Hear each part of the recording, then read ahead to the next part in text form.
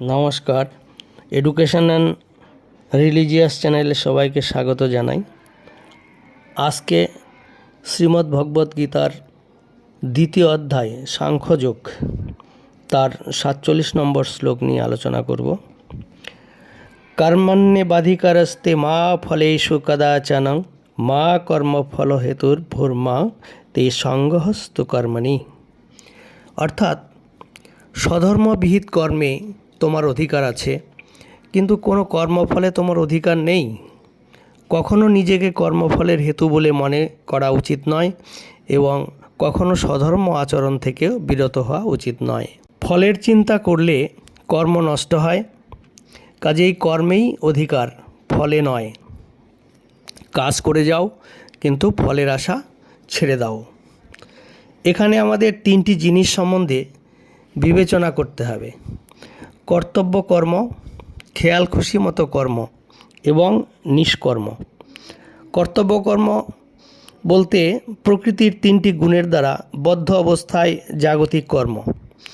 খেয়াল খুশি মতো কর্ম হচ্ছে শাস্ত্র অথবা গুরুদেবের অনুমোদন ব্যতীত কর্ম, এবং কর্তব্য কর্ম সম্পাদন না করাকেই বলা হবে নিষ্কর্ম। তাহলে ভগবান অর্জুনকে নিষ্কর্মা হতে উপদেশ দেননি, তিনি উপদেশ দিয়েছিলেন নিষ্কর্ম না হতে। তিনি তাকে বলেছিলেন কর্মফলের কথা বিবেচনা না করে তার কর্তব্য কর্ম করে যেতে। কারণ মানুষ যখন তার কর্মফলের প্রত্যাশা করে, তখন সে কার্যকারণে জড়িয়ে জড়বন্ধনে আবদ্ধ হয়ে পড়ে এবং কর্মের ফলস্বরূপ সুখ অথবা দুঃখ ভোগ করে। কর্তব্য কর্মকে আবার তিনটি ভাগে ভাগ করা যায়, যথা বিধিবদ্ধ কর্ম, সংকটকালীন কর্ম এবং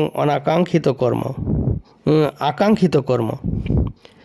বিধিবদ্ধ কর্তব্য কর্ম শাস্ত্রসম্মত, অনুশাসন অনুসারে কোনো রকম ফলের প্রত্যাশা না করে করা হয়। সত্যগুণের প্রভাবে ফলের প্রত্যাশা করে যে কর্ম করা হয় তা মানেই কর্মবন্ধনে আবদ্ধ হওয়া।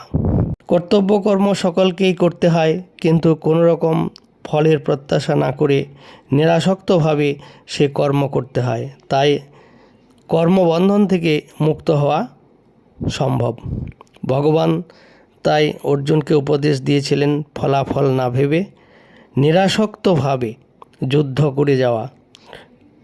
তার কর্তব্য কর্ম হলো ফলের আশা চিন্তা না করে শুধুমাত্র বিজয়ের লক্ষ্যে যুদ্ধ করা।